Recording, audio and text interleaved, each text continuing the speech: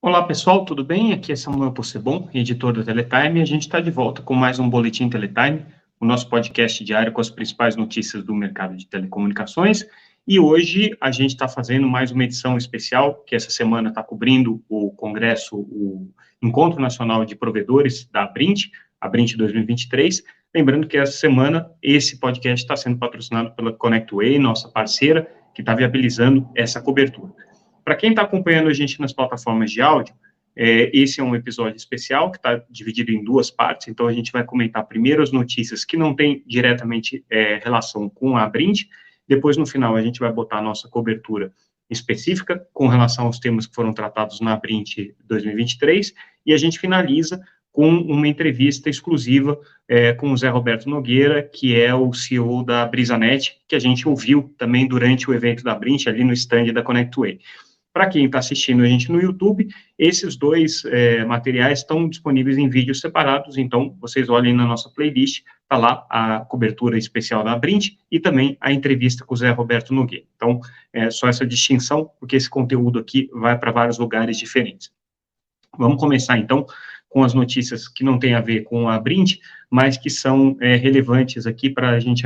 entender o que aconteceu no mercado nessa quinta-feira, dia 25 de maio de 2023. Vamos começar com uma informação que foi divulgada durante o evento da Abrint, mas não relacionada com o evento em si, que é a questão da migração das concessões para autorizações. O trabalho que está sendo feito pela Anatel, no sentido de fazer o cálculo, né, e encontrar uma forma de viabilizar essa migração do modelo de concessão para autorização, lembrando que isso é vital e chave para o processo de recuperação judicial da Oi. Tá? Ela precisa que essa migração aconteça, do contrário, ela vai ter muita dificuldade de conseguir viabilizar o seu plano de recuperação judicial, o seu acordo com os credores e a entrada de potenciais investidores que vão vir aí apoiando a empresa dentro dessa recuperação judicial. E a gente já noticiou em outras ocasiões que essa questão é complexa para a Anatel, porque a Anatel tinha chegado a um cálculo que totalizava 22 bilhões de reais para todas as concessionárias, no caso especificamente da Oi, eram 12 bilhões de reais, mas por conta de uma determinação da Anatel, do TCU, a Anatel está revendo esses cálculos. O TCU entendeu que a Anatel tinha que ter incluído nas suas contas dutos e também deveria ter incluído um cálculo a valor de mercado dos ativos imobiliários que a Oi tem. Pois bem, a Anatel está refazendo esses cálculos e a informação, então, que foi passada pelo conselheiro Arthur Coimbra é que esses cálculos vão ser entregues ao TCU em junho, o que significa que, a partir dali, a gente pode ter uma visão mais clara daquilo que a Anatel vai ter para negociar com relação à disputa com a Oi, lembrando que a Oi, de outro lado, está movendo uma ação de arbitragem contra a Anatel, em que ela pede 53 bilhões de reais. Então, a gente já explicou várias vezes isso aqui, é preciso que haja um encontro de contas entre a Oi e a Anatel, para que, no 0 a 0, a Oi consiga fazer essa migração para autorização e, com isso, viabilizar o seu plano de recuperação judicial. Por que no 0 a 0? Porque dificilmente a Oi vai ter condições de colocar mais recursos aqui. Por outro lado, a Anatel não quer deixar barato, então ela está, de alguma maneira,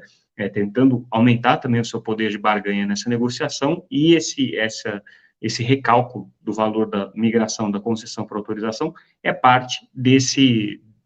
jogo de fortalecer barganha de um lado e do outro. Mas isso aqui é uma peça essencial, porque todo acordo que vai passar necessariamente pelo crivo do TCU, vai passar necessariamente pelo crivo da Advocacia Geral da União, né, tudo isso, de alguma maneira, vai precisar dialogar com esse processo de migração. Então, essa data do cálculo até junho é fundamental para a gente entender como é que isso aqui vai se desdobrar daqui para frente. Essa é a primeira informação que a gente destaca, não relacionada diretamente com o seminário da Abrint. O outro tema que a gente quer trazer aqui é uma resposta que a Anatel está dando às críticas que foram feitas, parte delas, inclusive, por esse noticiário, pela Teletime, por meio de reportagens que a gente fez ouvindo alguns dos atores envolvidos nessa questão, com relação à postura que a agência adotou na chamada cautelar do chip neutro, né, que na verdade foi a cautelar dada para a base Telecom, da base Telco, perdão, obrigando as operadoras de telecomunicações a sentarem na mesa com a base telco e negociarem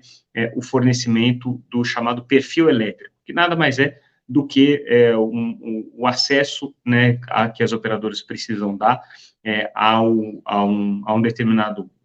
código, né, que vai permitir com que o chip que vai ser operado pela base telco nos serviços que estão sendo oferecidos de conectividade a estudantes e professores em vários municípios em que a base telco tem ganho licitações nesse sentido, consigam dialogar das operadoras de telecomunicações. A ideia da base telco é ser uma operadora de chip neutro, ou seja, ela vai ter esse chip que está instalado nos celulares dos estudantes e dos professores e que vai poder acessar a rede de qualquer operador, mas para isso ela precisa ter essa negociação do perfil elétrico. As operadoras têm questionado muito, alegando que o que a base telco está fazendo é revenda de serviços de telecomunicações, ela não é homologada, ela não é uma MVNO, ela não é uma operadora de serviços móveis, e, portanto, ela não poderia fazer esse tipo de promessa, de que ela vai operar um serviço de conexão de dados, e que, por essa razão, não tem como eles negociarem os perfis elétricos para a base telco. Mas o que a Anatel está colocando é o seguinte, olha, a Anatel não está entrando no mérito agora se o serviço é legal ou não é legal, se o serviço é justo ou não é justo. Agora a gente está olhando uma questão concorrencial. Vocês precisam sentar na mesa e negociar com a base telco. Depois, a Anatel vai utilizar os contratos que forem firmados e as informações que forem prestadas pela base telco para verificar se isso aí de fato é serviço de telecomunicações, para verificar se isso de fato está licenciado pela Anatel ou não, ou se existe aí um trabalho de revenda por parte da base telco que seria proibido. Então, a Anatel, ela está um pouco na defensiva nisso, ela está querendo dizer, olha, não estou fazendo nada de errado, eu simplesmente dei uma cautelar, porque havia aí uma suspeita de impedimento competitivo a essa empresa, então aí dentro da fumaça do bom direito e do perigo de não tomar nenhuma ação, uma vez que os editais dos estados precisam ser concluídos, para que os estados possam fazer o investimento em conectividade 4G, que está previsto, inclusive, na Lei 14.172, tem todos os mecanismos legais ali prevendo isso. A Anatel deu a cautelar pedindo para que as operadoras negociem com a base telco. Agora, as operadoras estão resistindo, né, e a Anatel agora está se colocando um pouco nessa postura de, olha, não vamos criar problema agora, vamos primeiro fazer essa negociação, depois a Anatel vai analisar caso a caso, entender qual é o modelo que está sendo praticado pela base telco e dizer se ele é legal ou não é legal. Os operadores não querem fazer isso, porque só o trabalho de ter que integrar com a base telco, de abrir dados, já vai ter um custo muito alto para elas, e correm o risco, obviamente, de aí viabilizar um modelo que para elas não é interessante, que é um modelo que elas entendem que fere o próprio princípio da regulação de telecomunicações. É um tema bem polêmico, bem denso, bem complexo, a gente está tratando aqui, mas ele tem potencial de ser muito paradigmático para o futuro das telecomunicações de uma maneira geral. Outro tema que a gente traz no nosso boletim de hoje é um encontro entre o deputado João Maia, que a gente lembra é relator de um projeto importante de regulação da internet, e representantes da União Europeia. Interessante esse processo de aproximação da União Europeia com João Maia. Eles têm um modelo de regulação digital, a gente fez uma entrevista, inclusive, com o embaixador deles no Brasil, com Inácio Ibanes, em que ele fala que eles têm todo o interesse de fomentar o modelo deles aqui para o Brasil, como uma parceria, como um esforço de cooperação, e eles fizeram, então, esse encontro com o João Maia, se aproximaram, fizeram um convite para que o João Maia participe de um evento, especificamente, que vai ser organizado pela União Europeia, que vai tratar da questão da agenda digital. Lembrando que o projeto do João Maia não tem explicitamente o apoio do governo, mas a gente sabe que é um projeto que tem a simpatia da Anatel, primeiro que coloca a Anatel como órgão regulador do ambiente da internet. Faz uma série de salvaguardas ali com relação à questão dos serviços de valor adicionado, mas coloca a Anatel como protagonista, né? E considerando que o PL das fake news, né, o 2630, provavelmente foi para a gaveta e não sai mais, essa discussão sobre quem regula a internet, quais vão ser os atores que vão protagonizar, né, esse ambiente de regulação da internet pode ser relevante, e o projeto do João Maia é um forte candidato aí, sim, a ser encampado pelo governo. Lembrando que o João Maia é um parlamentar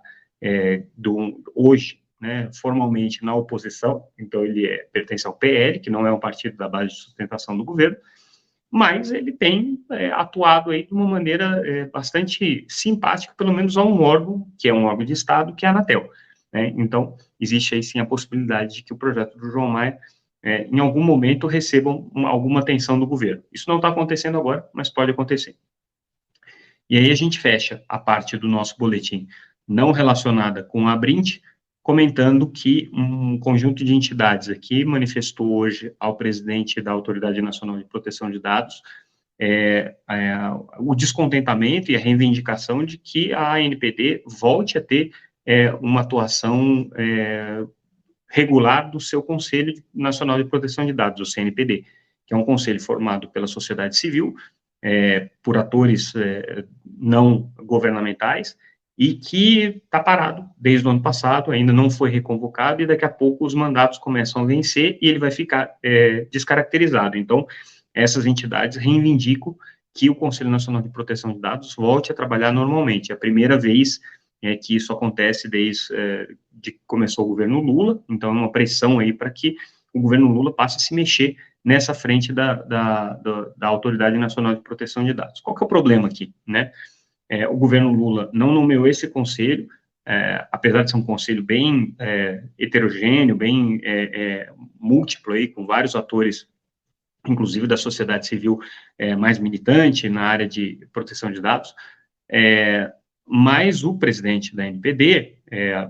o general Valdemar, foi indicado pelo Bolsonaro, né, e